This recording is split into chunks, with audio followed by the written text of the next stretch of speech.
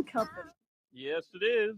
Another edition of the fine show we do here at IntellectualRadio.com. It is Bell and Company. I am the Bell, Mario J. Bell. And that voice you hear is on the end of the table over there. People watching the video. Hey, Libby. Hi, it's Grandma Libby. Grandma Libby now. Grandma Tartars. Yes, Grandma Tartars. That's right. We finally decided to show you. For years she was talking through our little avatar over here, but we still have her. We still got our mascot. We didn't get rid of her. Yeah, but we just finally welcomed the hard real to get rid Libby. of too, you had the no. you had the plastic surgery ready to be on the air now, right?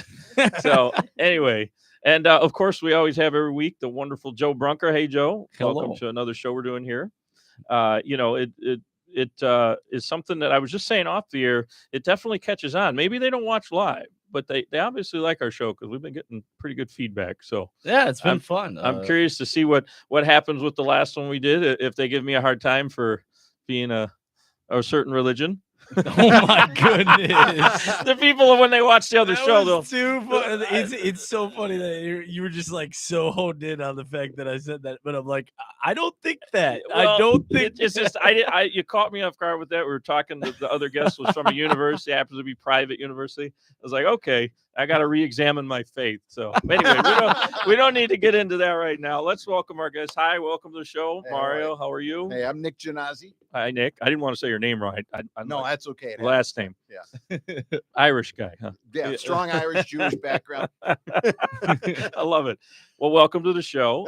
Yeah. So the last show was funny. I here we're talking about it. Maybe they'll see it out of order. They won't even seen it yet. And they'll watch this one. But it put me on the spot with that because he started talking about this book. What was the name of the book you like? Chasing Francis. Yeah, it but it's not really talking good, or it is talking good about the faith. That's what I was looking at. Yeah. So at first, the guy has a very warped thought on Catholicism, but then he kind of saw through the eyes of of Saint Francis, because he started like chasing Francis through the name, like his story, through his storyline, and kind of followed him in a sense after a very big fiasco at a church that he used to work at. He was a mega church pastor, and he was like defamed. So that's what the book was about. But the thing is, I forgot, and that's what we were trying to find out. He threw me when he mentioned he was a speaker at Olivet. Yes, really? Yeah, and he was a speaker at Olivet. That we had one of the former ministry, the director of ministry, Tony, was here, and his name, I wasn't sure if that was a stage name or not. Fight Master. Yeah, Fight Master is his real name. So anyway, so Tony was here, but I guess it's still funny to think about it. I never thought that somebody maybe thinks ill of the church, but I'm sure, you hear about stories with all the things and all that. So there's lots of people who dislike any type of like the religiosity in a sense. What I thought was even funnier is I thought Olivet. I agree.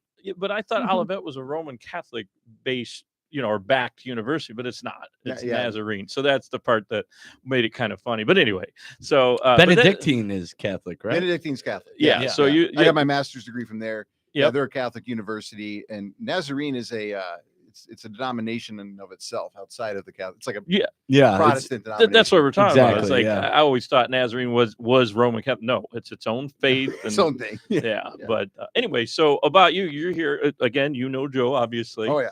So I'm a mental health therapist, and I own a practice called Unbroken Family Counseling. We have a couple locations in Plainfield. I used to go there.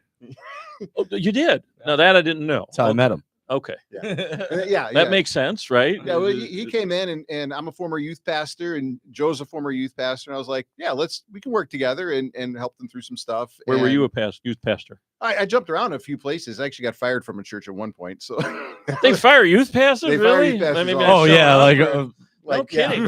Churn and burn. It's like 18 months is like you're an old veteran. Average lifespan.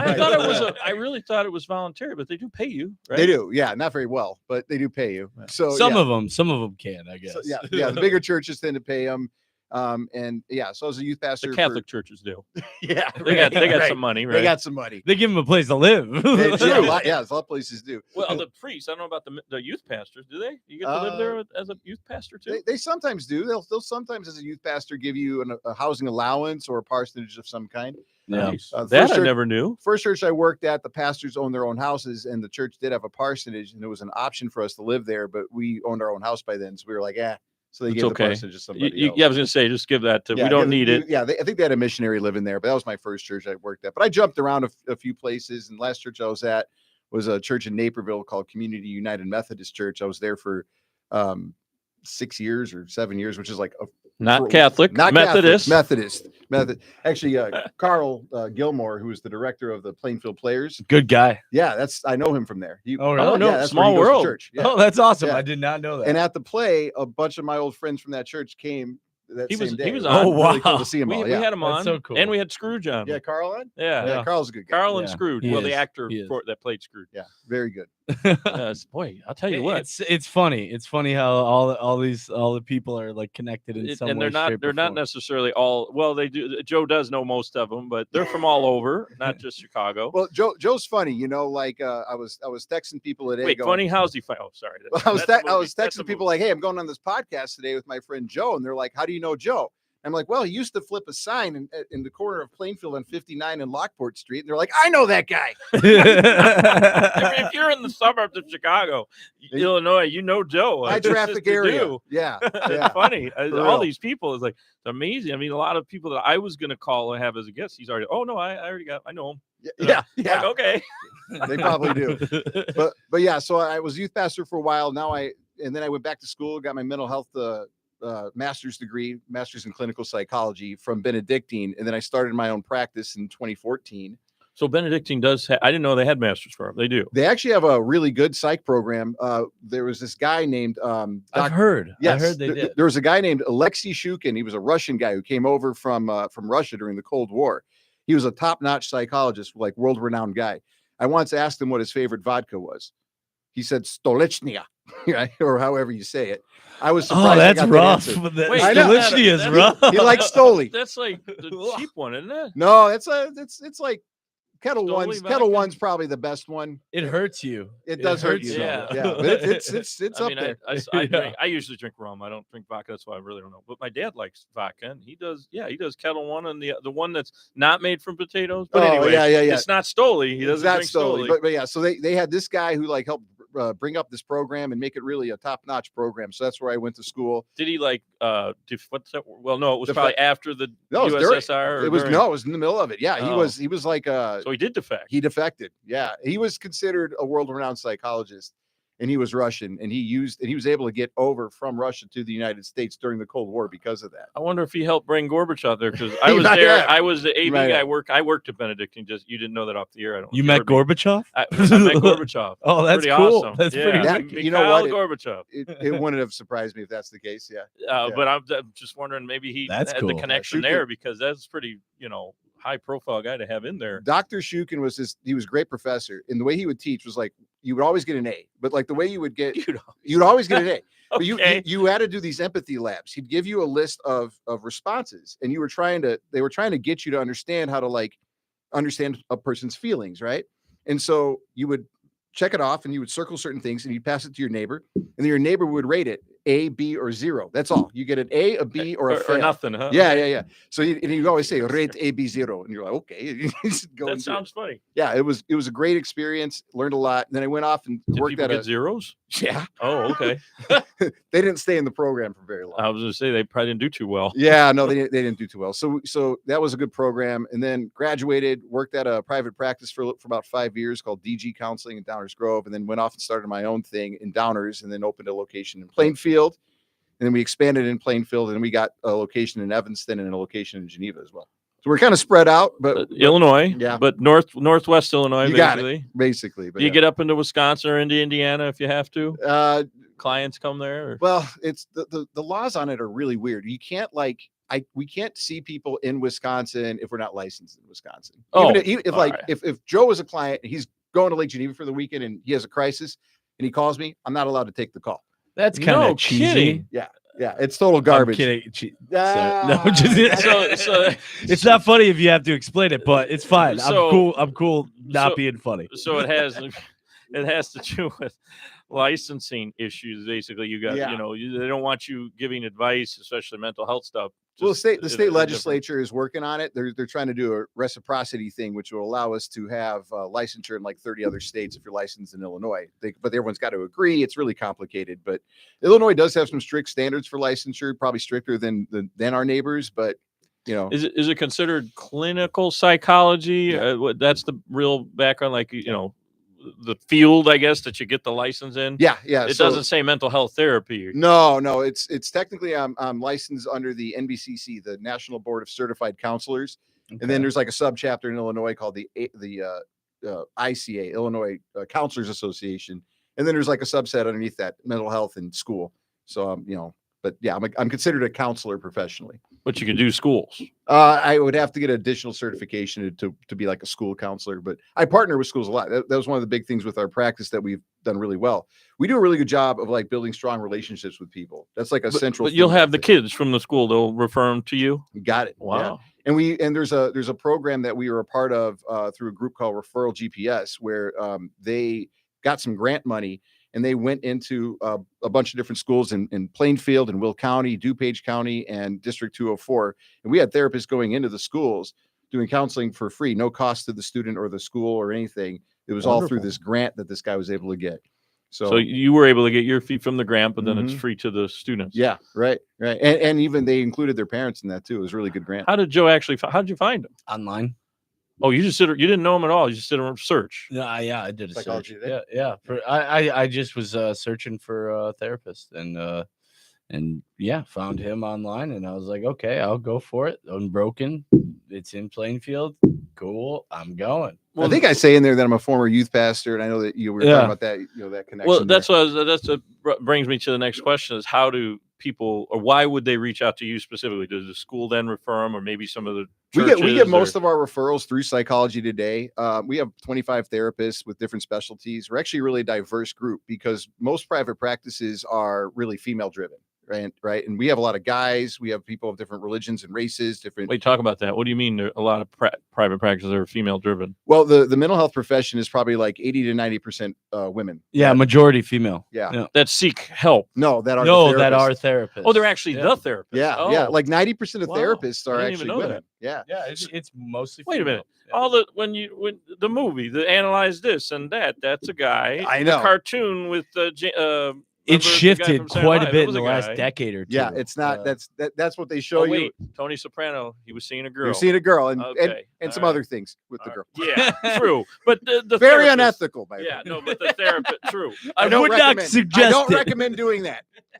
I'm No. just saying the therapist in there was a woman. Okay. Yeah, so like interesting. in my Psychology Today profile, I say something like, yeah, I work with adolescents, I work with marriages, and I work with men's issues. And I have a parentheses, and I say, men, you know what I'm talking about, and they know what I'm talking I about. do. We do. And I from think we there, do. right? I do. So you get a lot of people like that, and our practice, like I said, is more diverse. We have about an equal number of male therapists that work with us as the female therapists we have work with us. But you have is younger unique. patients than if you have some from school too. We then. got older people, younger people. We see just about everybody. We try to do it that way. We want to get the best therapists. That's what our goal is. We're not trying to be like diverse per se. We just want to bring in the best therapists we can. And by virtue of that, we've brought in some really good people that just happen to be male or older, younger, whatever. Yeah. When you say the best therapists, I mean maybe they came from your program at Benedictine Some did, University yeah. or Governors, we got some from Governor State. One of our best guys. I took a class at Governor State. you It was a communication course because I had to like take an extra class in order to get my degree from Olivet. Yep. Well, Yep. so I mean, they have a good program, I guess. What are you looking for? Certain people that are like been in the field a long time, or they're experts for whatever reason. You know, On the way did a over, study. Well, on the way over here, I was talking to a young lady who's I think a dynamic therapist. From talking to her, I think she's a terrific person. She's looking to try to join our practice, and I'm very excited about Wonderful. the idea of it. A lot of it is personality. Are you good at connecting people? Do you care about people? As opposed to like trying to be clinical and like take the notes and follow the rules. Can you kind of understand what a person's going through because you've been through some crap in your life? Like that sort of stuff really matters. Do that first, take the notes later, kind of thing, right? Totally. I would rather have someone like that who's been through some life and wants to help others, and that's what I would prefer to have. Like for me, that's what drove me to want to do this. When I was a kid, I wanted to help people. And my family went through some tough stuff. My parents got divorced. My biological mom died when I was young. Oh, sorry to hear that. Yeah, she died in a car accident when I was 3. And my dad remarried. Oh, and you don't even remember her then, probably. I remember her very little, but I didn't have really Glimpses. much of a relationship with her. Yeah, glimpses. And my dad remarried, and my stepmom raised me. I call her mom, right? So she's my mom. And then I have a half brother and half sister, but they're my brother and sister, right? But we have a complex family dynamic, and we grew up with that. And as I got older, and are those considered half or step? I get that mixed up. they would be technically they're half, but Half, it's my brother, it's my sister. You don't see it any other way. Absolutely not. Yeah. They are my brother and sister. We have biologically different moms, but we were raised by the same mom, and we have the same father, right? Sure. Biologically the same parent, but that stuff's goofy, right? And so as I got older and I wanted to, like, how do I help people? My first step was let's go be a youth pastor, because I was like, that's going to require a lot less school. And who likes- Yeah, right. I don't like school. We're on I Facebook, agree. Nick, so you can keep going there. Right, Just right. tell that a little, add to that a little bit. I cut you off. So the family history, and because I was asking the question about, like, you're looking for new people. What are you looking for? Basically? Yeah. So like your family kind of history. Yeah. So I had this goofy family dynamic that I went through that kind of set me up to sort of understand difficult family dynamics. And so Family dynamic is the word I was. Yes. Okay. Yes. So I became a youth pastor for a while. And then when I got to a spot where I didn't want to be a youth pastor anymore, I went back to school to be a therapist, and I knew I wanted to help families. So I got into that, and I was really good at it. I was naturally pretty good at it because I can understand what people are going through because I'd been through it myself.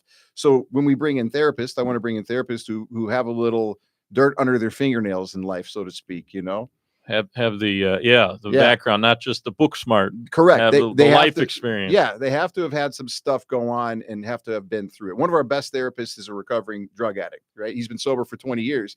Took him 15 years to get his bachelor's degree. Guy's brilliant. Terrific therapist. I can not the drugs, but taking forever to get it. I can relate to that for sure. Yeah, so that's ideal. We want someone who's been through some stuff and can understand the issues that other people are going through. That's what we want to see. Do you still have to have the master's degree at that point? Unfortunately, yeah. Unfortunately, you got to get the master's. Joe, Yeah, You'd be no, great. I would need a master's degree. Yeah, for but he sure. doesn't have a master's, nor do I. I'm too lazy. No, I'm just kidding. We got so much else going Well, on. I wouldn't say lazy. I'm just like thinking about going back to school. It's just I know. I'm all like, I like reading books for leisure. Yeah. I would consider going back and getting a doctorate, but that whole school thing gets in the way. Yeah, Well, you're our therapist now. You're on the air talking about it. Right. Technically, I don't need to get the we're- doctorate, really. Yeah, Forget it. Yeah. I just curious how that plays into getting into work with you. What are you answered it though? You're looking for people that kind of have they've been through Some life stuff. Yeah, they not just have the masters. Well, yeah, and think about it too, right? If you're going through a divorce, right? If you and your wife are fighting and you go into a session and the person you're meeting with is 28, never been married, and has had a boyfriend for 6 years, and that's it, versus a guy who's 40 and I'm not on my second marriage, I'm just making a joke, right? A guy who's like 40 on his second marriage and he figured it out and is doing it right.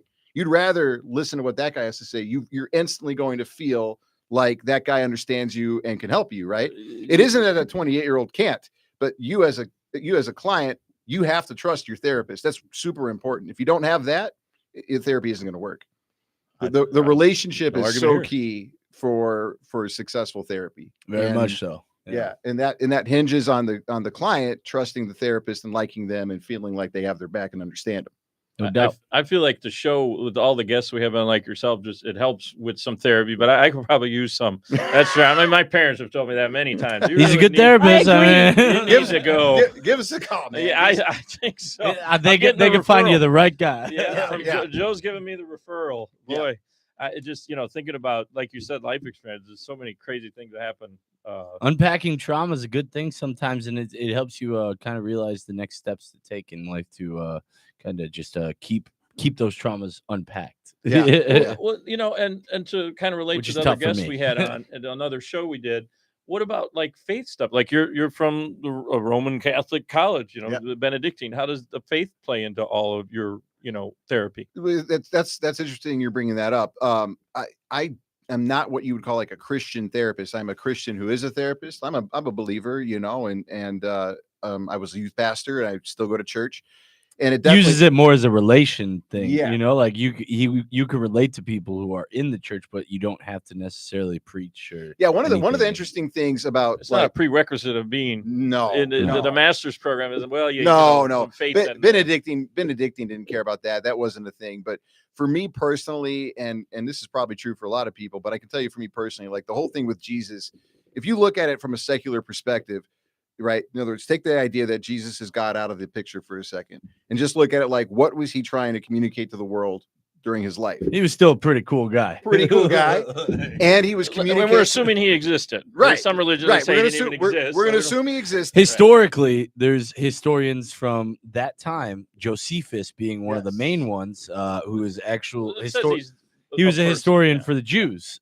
So like the Jews didn't even believe. They're the ones that nailed him to the cross. So it's like, well, the fact that he even recorded that is kind of cool to look at. Yeah, but there's certainly been there's been doubts and stuff. There was skepticism. Yeah, skepticism is fun though, because it allows you to, curiosity is good to explore. And dive. Right. And having doubts drives your faith. So, but anyway, well, I'm wondering if that plays into why people seek therapy. Like they're confused about just life in general. I'm atheist. Maybe I need to think about it. No, it's more just life. But would you cover that? I mean, you don't it wasn't religion for me that took me to therapy. I'll tell you that. It was a rough relationship that got me into that. Yeah, in his case, yeah. But for some people, it can be. In general. Well, it kind of depends, right? Everyone comes to therapy for different reasons. But like, I like to tell people that anxiety kind of happens in different ways. You have like a practical version, like, oh no, I'm going to get fired from my job. What do I do? Like, you can't do anything about that. Your boss cans you. And then you have the existential kind of anxiety, like what happens to us when we die?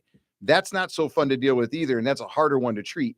And that's where religion can come in and be really helpful, right? But to your point, though, about what role does religion or faith play in therapy? My question is, how does it play into therapy? For me personally, as I'm meeting with clients, I look at it from the lens of Jesus, which is people are equal, right? So if someone comes in, I've worked with pedophiles, I've worked with criminals, I've worked with people that other people would want to reject outright, and I'll sit there across from somebody and look them in the eye, and I mean it when I say this. Hey, look.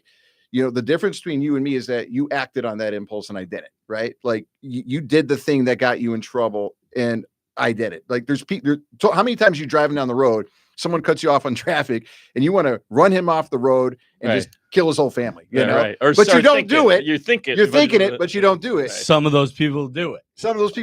And those people need therapy. Well, I guess. But if I'm a therapist, I'm looking across from that person and saying, well, I'm better than you. I can't really be a good therapist. And that's, for me personally, that's where my faith comes in. And it says, like, no, Jesus said we're equal. And so I got to treat this person as an equal, even if they're a criminal who did something, pretty bad. Right.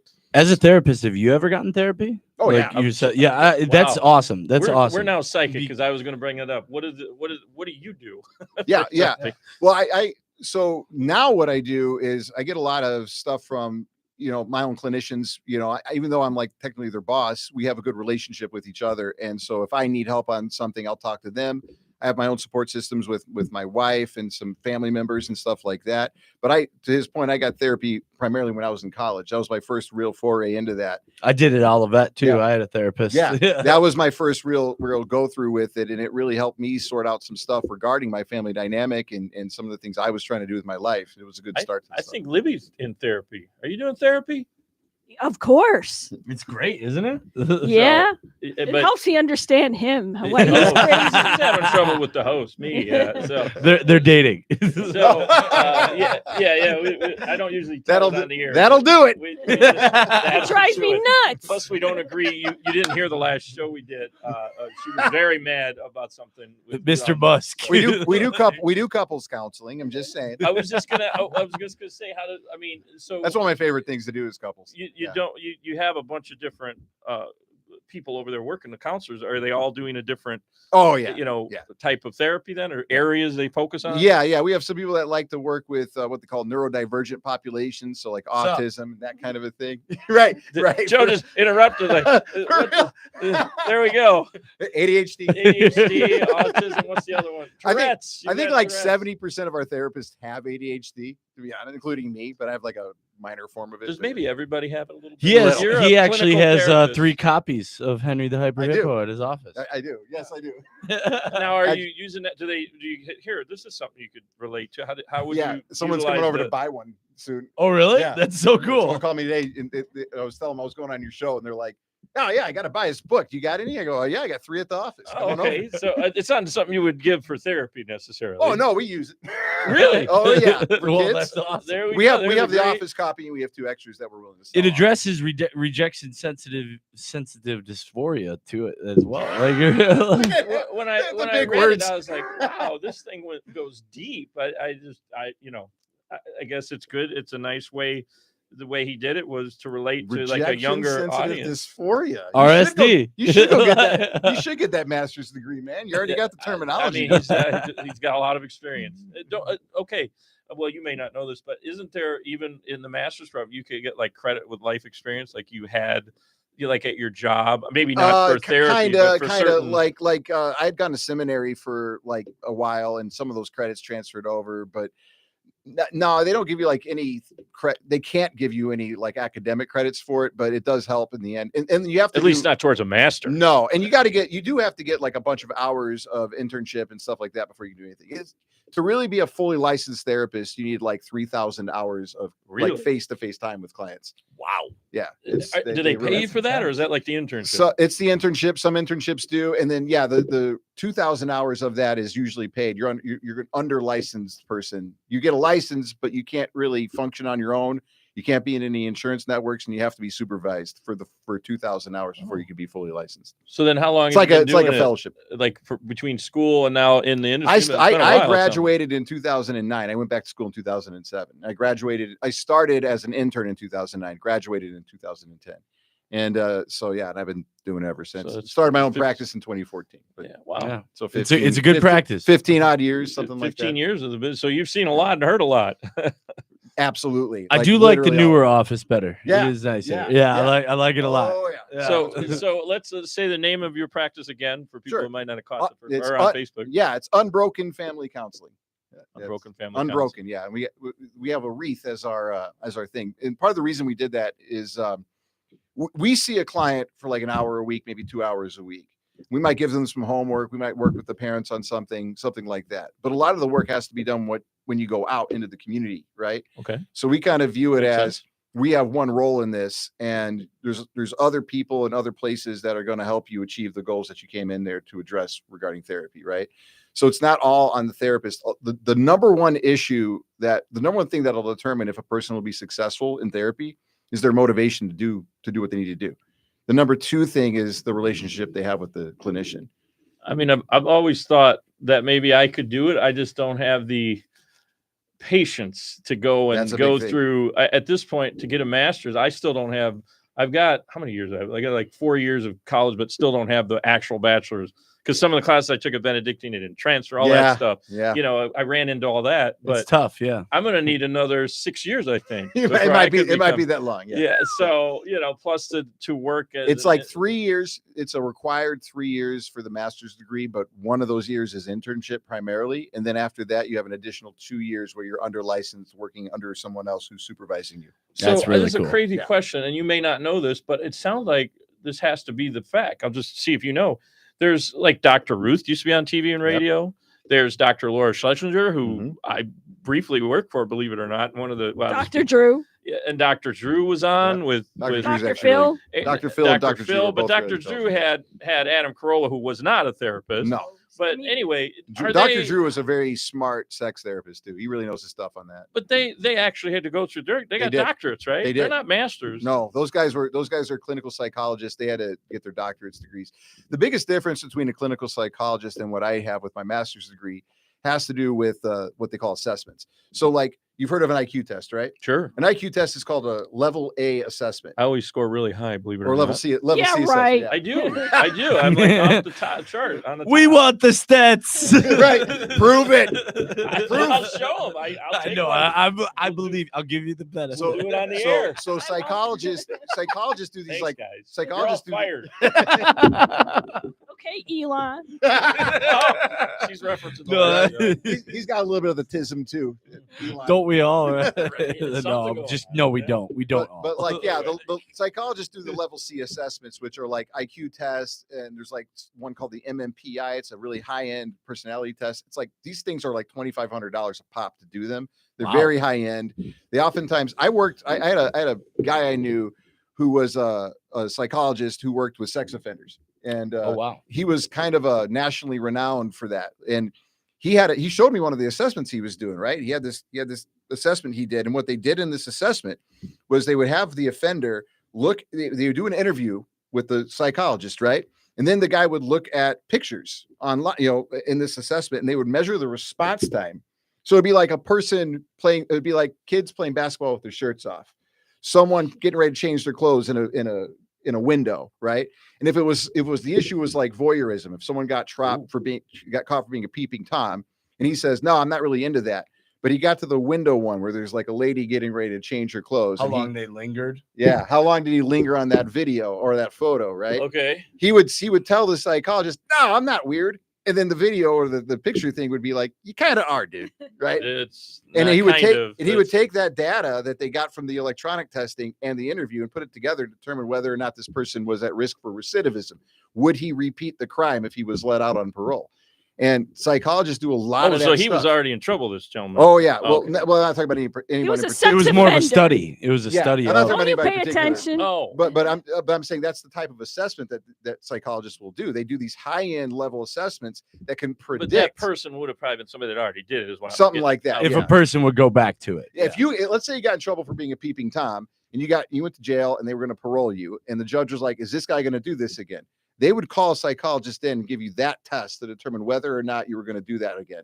And they could predict your behavior based on your responses to that test to a certain degree of You say accuracy. they call you in the police department? The judge, the police department, the legal system. Oh, the prison, whatever. So a lot of psychologists at the high levels like that actually do a lot of work with they do a lot of work with criminals and police and that kind of a thing, like forensic More of like sociopath. Yeah, they work with that because you can predict human behavior. It's actually pretty easy to predict what people will do. Do they send clients like that to you, to your practice? We do have some like that. Yeah, we do.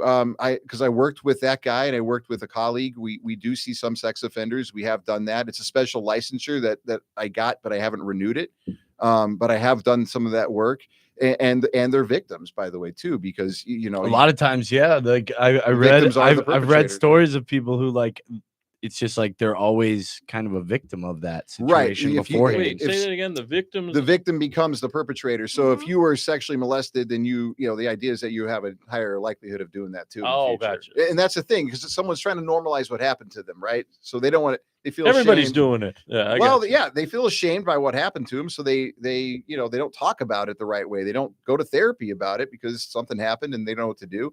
So instead, they get in trouble. They they internalize it, you know. So it's like it's really it's sad when I had a person at rehab who used to like struggle with that. Yeah. Who he that's the only reason he was there. Was for sex addiction? Was for he had an attraction to young people. Yeah, but he kept coming back. He wanted to break it. He realized it before he acted upon it. So he went to rehab for like a year and a half there, I think. He's now a DJ out in Florida, and he does. I think he's doing great with his life. He went and got the help he needed. He saw the need. It helped him. And like that's the thing. People that struggle with any type of offense or any type of mental trauma, they can have someone like Nick's office to reach out to, and that can help them before they make the impulsive decisions that they do. So your friend did get away from that impulse. He's not been doing something that you know about at least. He is doing great. Well, yeah, and at rehab, there's probably a lot of therapists. There was therapy. There was biblical counseling. There was a mix of things. Groups yeah, are big. Exactly. So there was groups and classes that we had to go to, and then also sermons. 5 sermons a week. I would say one of the things that's interesting that we've seen with therapy in the last, really since like the pandemic, there's been a big increase in it, right? And with social media, there was a big increase with it because no one feels like they can talk to anybody because they can get shared with the whole world. A lot of people were killing themselves during COVID. Yes. It was an epidemic. Totally isolated, and you couldn't get your treatment for your rehab and stuff like that. I bucked the system. I was going to Jewel all the time from Chicago, or Jewel, Walmart's. I didn't care. I wasn't wearing a mask. I was terrible. Right and you when gave COVID to me. Zero. Right when Wisconsin opened, I went up there and Right. grabbed drinks. I was like, Right. I was like, oh, Wisconsin's bars are open. Let's go. That was my Everyone therapy. did. Even Pritzker did that. I He was know, out hanging out in Lake exactly. Geneva with no mask on. I think that's where he put his toilets. Yeah, That's right. something That's where he that put his toilet. they didn't officially talk about, but I know people that live in Lake Geneva. He lived there. Yeah. He didn't even. Yeah. Wasn't Yeah. even. And in Florida. He's making the And- rules. and but in he's Florida. in- Sounds like Trump, doesn't it? She is really. Oh, here we go. I know she's got the last. She's show got she the went on. zingers. So She's in there a is mood this today. there's this book. I'm doing a presentation.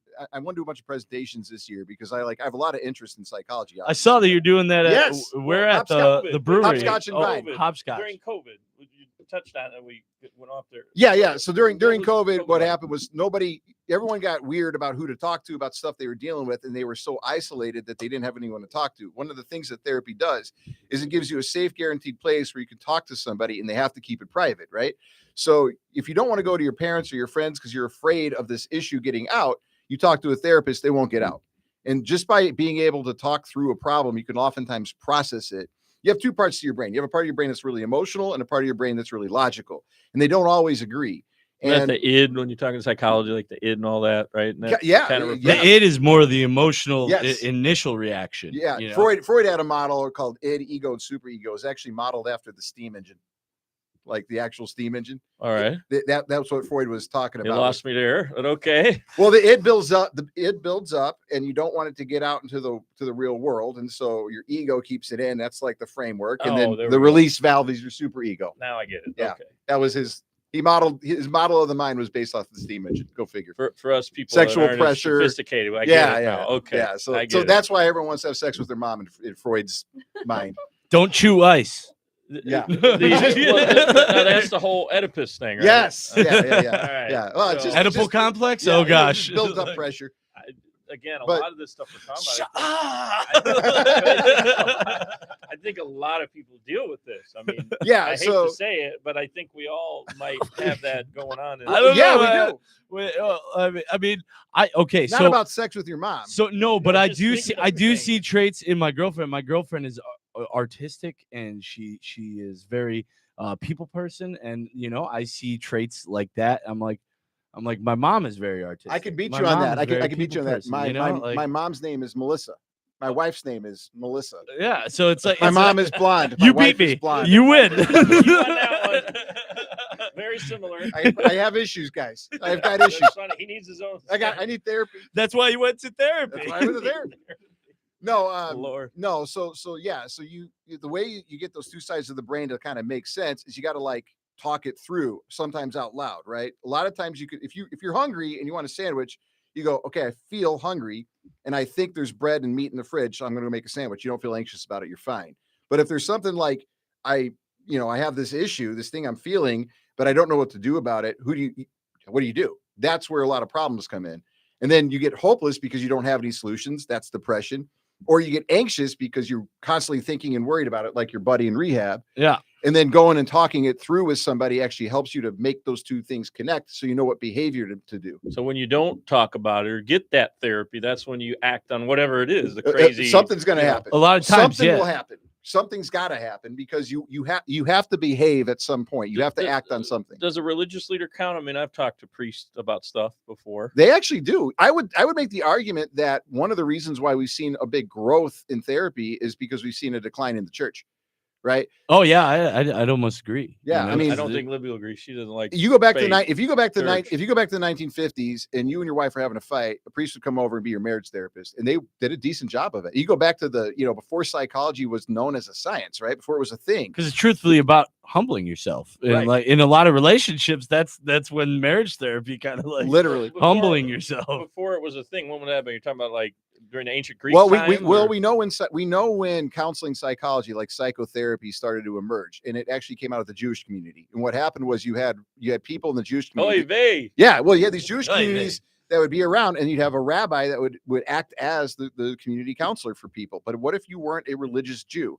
Well, you would have to go to somebody.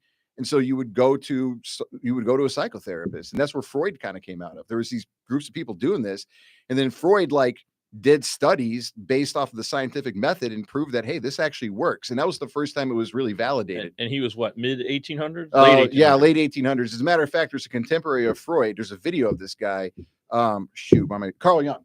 Oh yeah, have you seen the video? Jung? Yeah, right? Jung. Yeah. It's pronounced Young, but it looks like Jung. Mm-hmm. He was around. He was a little younger than Freud, and he was alive in like the 1950s. He's good. He's real good. He's got some good books. He was a strong Christian guy, actually, and he believed in a thing called a shared consciousness. Have you ever played the Assassin's Creed video games? I have. Okay, so you know like the original when it first came out. Right. So you remember in those games you're like playing as your ancient ancestor or whatever? Yeah. That's actually based on Jung's theories. It's based on a psychological theory. So from a Carl video Jung. game for kids is based on Jung. Yes, Wow, by Carl that's Jung. wild. Yeah. Okay, And so put that together. there's a video of Carl Jung probably 3 months before he died, and it's like 3-minute long video, like in grainy color 1950s film or whatever.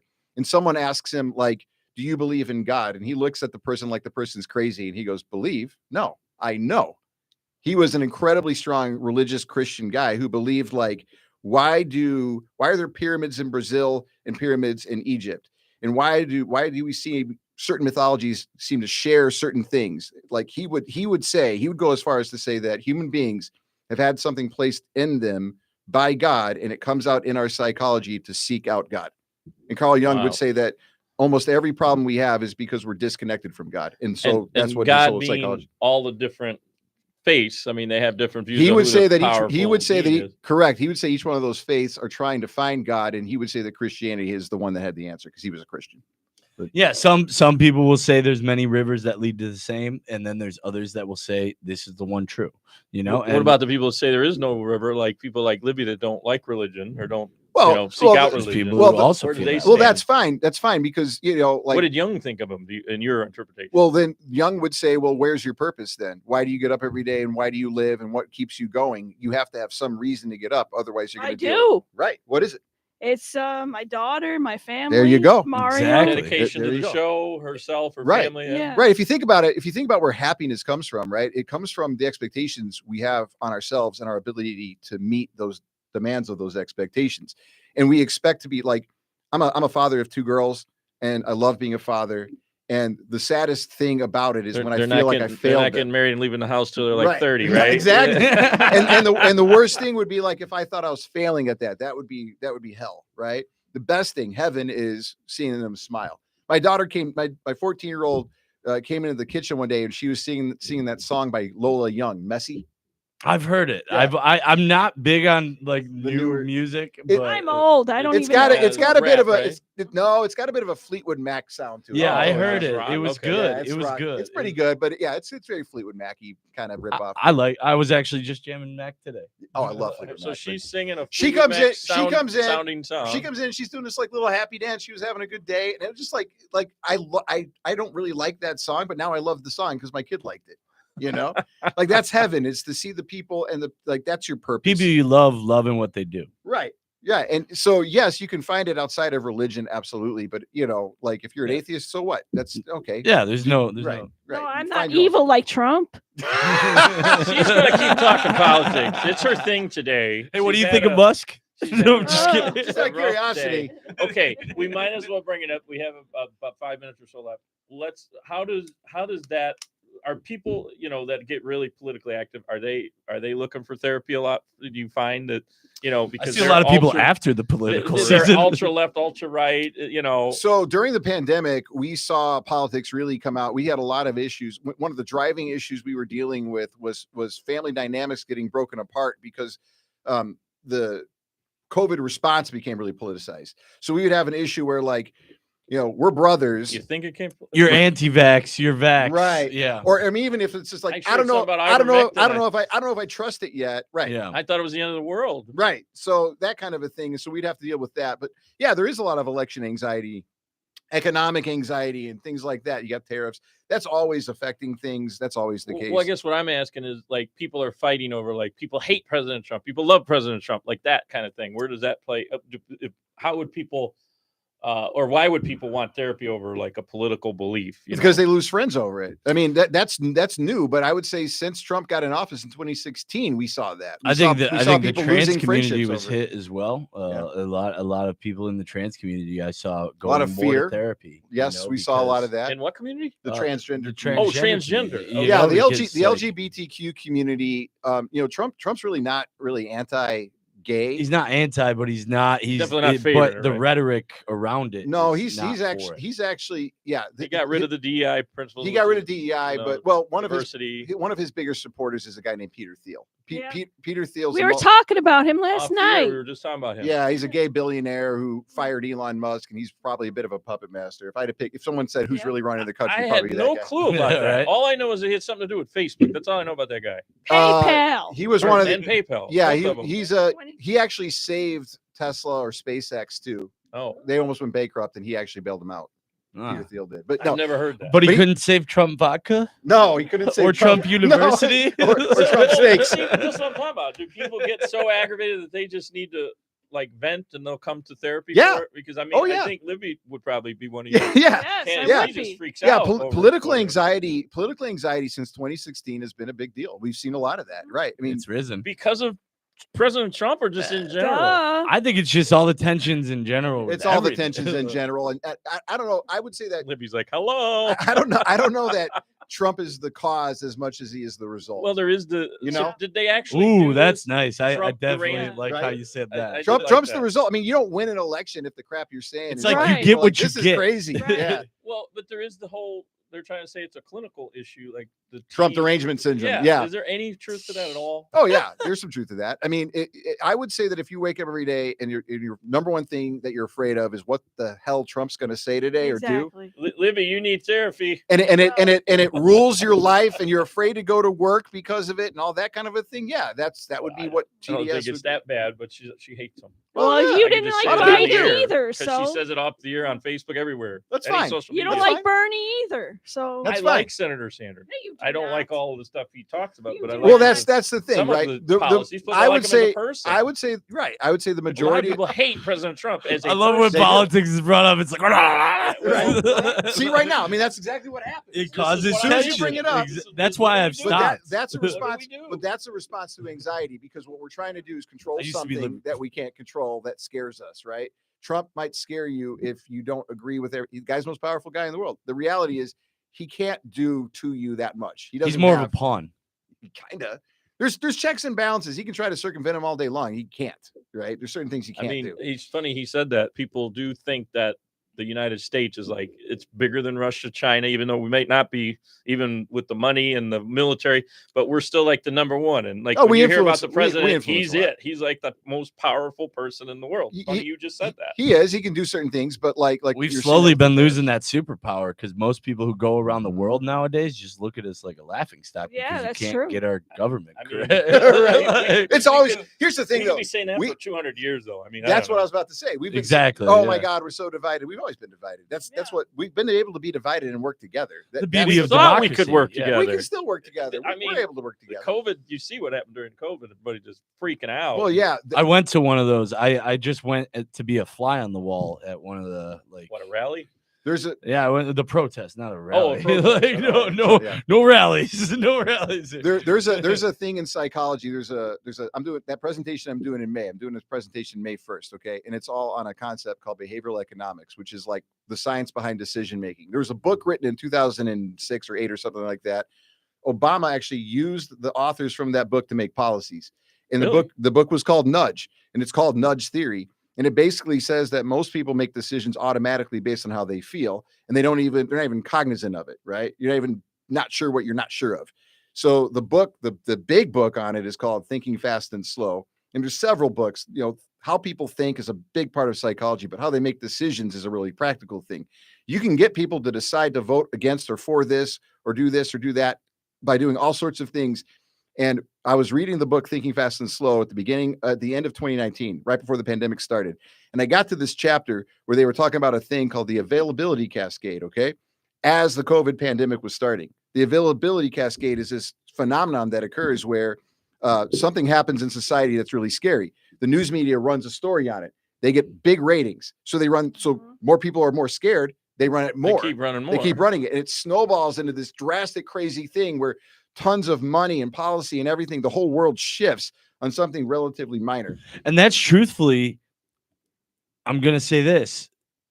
Trump, even though I'm not a huge fan of his politics in a lot of ways, I will say he is a very, very, very smart marketer. Oh God! Oh, I didn't know what you were going to say. Marketer for sure. The man. Trump is everywhere. The name TRUMP. He bankrupt his companies. Well, he literally knows that any news is news. Yes, good or bad, someone will have an opinion on the other side of it. And that's what he does. Well, all news is good news. What are you doing on May 1st? Then we got a couple minutes left. I want to know. So yeah, May 1st. Elaborate on what that is. So May 1st from 6 to 7:30, it'll be dinner provided at this place called Hopscotch and Vine. You can go online to unbrokenfamilycounseling.com, go to the events section and just sign up to be a part of it. We're going to basically teach you how to make good decisions. That's the whole point of it. I want everyone to make better decisions. I like helping people, and I'm pretty good at presenting, and I know my stuff. If I can help people make better decisions around things, that'd be great. One more time, date.